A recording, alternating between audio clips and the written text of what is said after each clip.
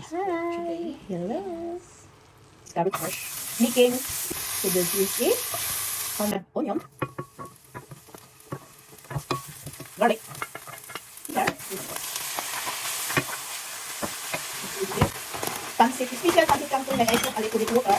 I add a little bit here. And add a little bit water. Oil.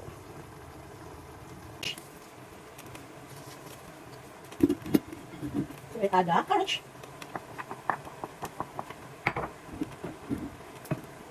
Yan, hanap tayo dito guys na. So use a medium temperature guys.